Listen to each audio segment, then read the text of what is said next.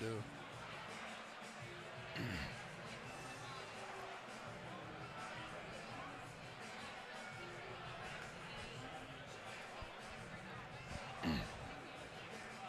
Like, I can go on with Dan for the pregame and then hand it over to you. Okay. If you want. That way, like, him and I can just talk about the game and stuff, like a little combination. Because I've got my little thing here to talk. I don't love that we're getting...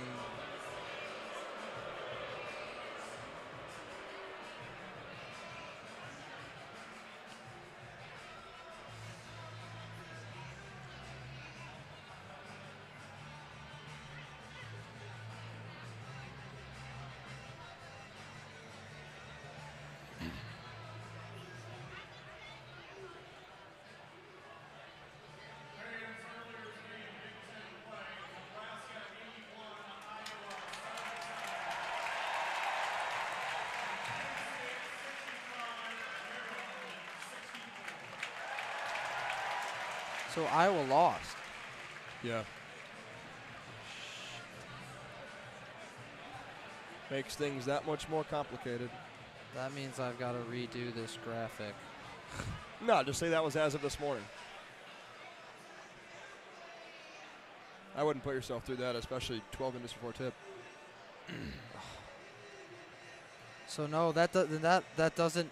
No, that changes a lot. Like, Illinois jumps all the way up to 2 now. Do they, even though they lost? Yes. This is what it is now. So...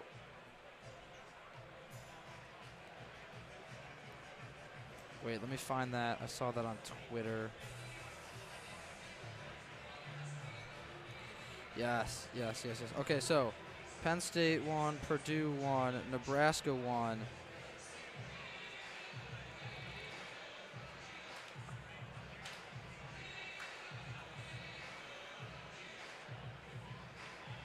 All right. So, yeah, it's still the winner of this game secures a top 4. And if you lose, you don't get a top 4. Okay. That makes me feel a little bit better.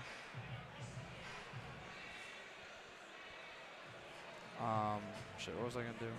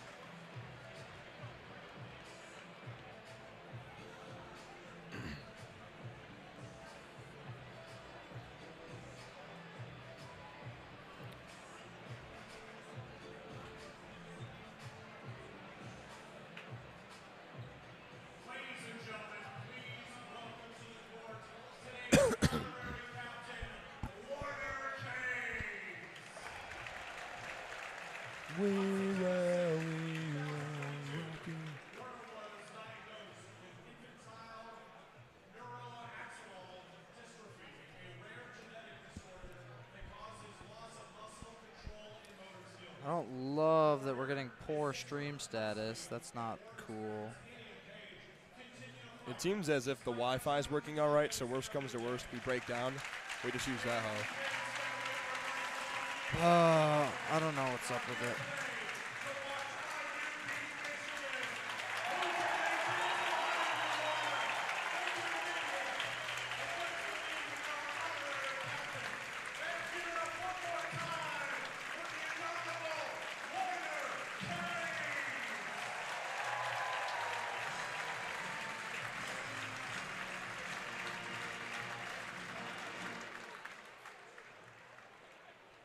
Okay, so as of now, according to a Michigan writer, with a win, we're the 3 seed for sure. If we lose, we will for sure not get the double bye. but we would be either the 5 or the 8 seed, depending on the outcome of This, Rutgers I'm Northwestern. seeing if we win, we're the gosh, 2.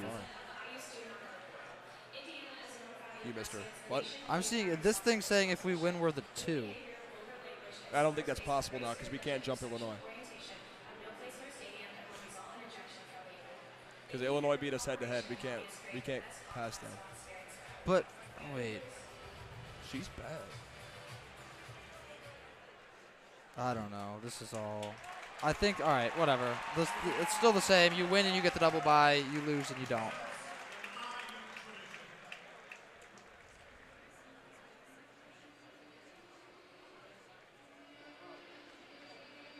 This is kind of scary, I'm not going to lie.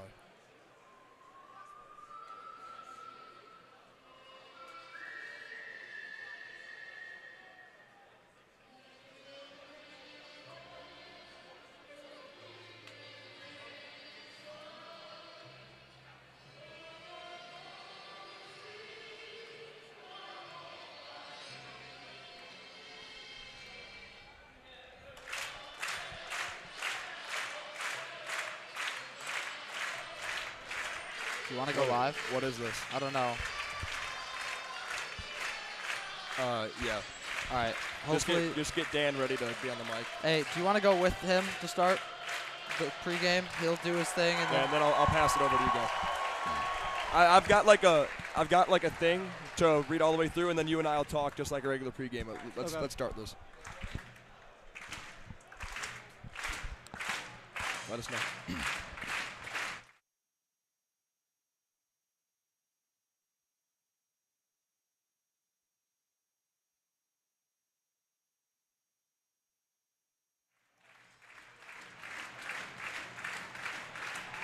We welcome you in the WCBN Michigan Student Radio. My name is Zach Linfield. So glad to be along with you this afternoon from Bloomington, Indiana, where the Maize and Blue have ventured into an arena full of history and some enjoyed recent success for the road team today.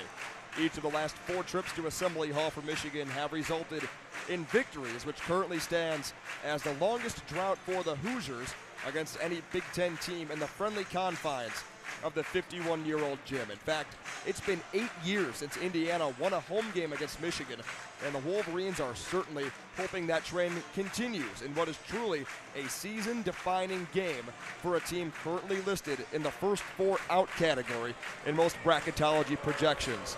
The last regular season game of the year is a massive one for Juwan Howard's crew after the longest game of the year on Thursday night in Champaign, where Michigan dropped a double overtime heartbreaker to Illinois, a game that seemingly was in the palm of their hand in the first period of free basketball as they led by 7 with just over 90 seconds remaining, but they were not able to hold on, which snapped a 3-game streak of winning and really put Michigan's tournament hopes up into the air. However, 3 days have passed, and Michigan has a chance to get that signature win that right now they seem to lack on their resume with a ranked road win against a team that they have seen once already this year, who is Indiana. Let's throw it back to that February 11th matchup between the two at the Chrysler Center in Ann Arbor, where the Hoosiers stole a win away late, which snapped another 3-game winning streak for the Wolverines. Michigan's attack was much more balanced, with Hunter Dickinson leading the way with 16, being followed by Kobe Buffkin with 14, and Jet Howard with 12. Those figures just weren't enough for the Wooden Award finalist Trace Jackson Davis, who tallied 28 points and snatched 11 boards for the winning Hoosiers on that day. Freshman guard Jalen Hood-Schifino put in 21 of his own.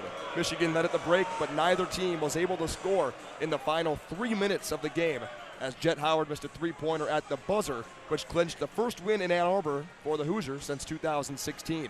Both teams might be vying for the double bye in the Big Ten tournament next week, but the Wolverines may just be fighting for all that much more, with postseason berth well within their reach.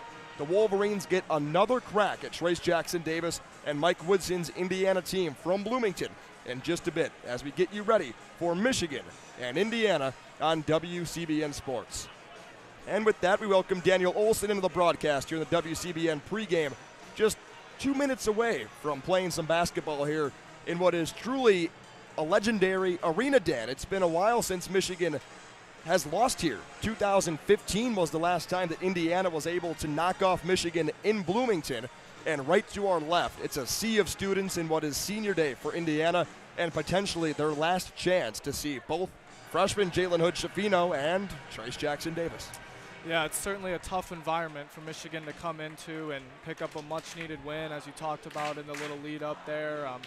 Obviously, they've had some success, and I think if they want to continue their success here, I think they need to play through Hunter Dickinson as they've been doing all year. He put up a game against Illinois earlier this week, 32 points, 15-plus rebounds, monster game from the big fella down low.